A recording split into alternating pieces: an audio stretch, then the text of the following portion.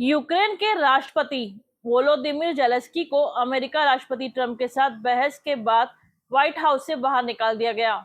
दोनों नेताओं के बीच शुक्रवार को करीब 10 मिनट तक तीखी बहस हुई थी।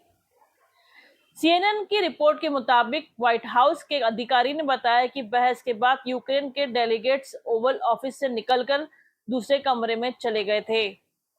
अमेरिकी टीम वहीं रुकी रही। इस दौरान ट्रंप ने उपराष्ट्रपति वेंस, विदेश मंत्री रूबियो और एनएसए माइक वॉल्टस से बातचीत की।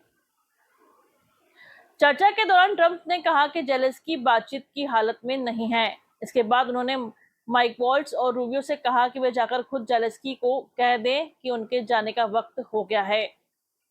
ये दोनों अधिकारी वहां पहुंचे तो जेलेंस्की ने उनसे कहा कि वे चीजों को ठीक कर सकते हैं। जेलेंस्की ने फिर से ट्रंप के साथ बातचीत करने की इच्छा जाहिर की, लेकिन उन्हें ये मौका नहीं दिया गया। दोनों नेताओं की ज्वाइंट प्रेस कॉन्फ्रेंस भी होने वाली थी, जिसे रद्द कर दिया गया। जेलेंस्की ने ट्रंप से बहस के बाद उनसे माफी मांगने से इनकार कर दिया है। उन्होंने फॉक्स न्यूज से कहा कि जब तक सुरक्षा की गारंटी नहीं मिल जाती, वे किसी पीस डील में शामिल नहीं होंगे। जेलेंस्की ने कहा कि ट्रंप का सम्मान करते हैं, लेकिन उन्होंने कुछ बुरा नहीं किया है। उन्होंने ये भी कहा कि ये बस दोनों के लिए अच्छी नहीं रही, लेकिन ट्रंप को समझने की जरूरत है कि यूक्रेन रूस को लेकर अपना रवैया एक दिन में नहीं बदल सकता।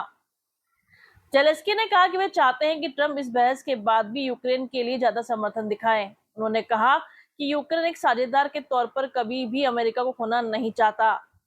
जेलेंस्की ने कहा कि यूक्रेन तब तक रूस के साथ पीस डील में शामिल नहीं होगा जब तक कि उसे सुरक्षा की पूरी गारंटी नहीं मिल जाती। ट्रंप भी व्हाइट हाउस से बाहर निकले।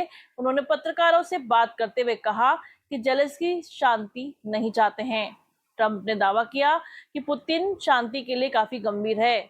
यूक्रेन की मदद बंद करने के सवाल पर ट्रंप ने कहा कि अभी इससे कोई फर्क नहीं पड़ता। अब वे तभी बातचीत करेंगे जब जेलेंस्की इस जंग को वाकई में खत्म करना चाहते हों। इस बीच यूरोप के कई नेताओं ने जेलेंस्की के प्रति अपना समर्थन जताया है।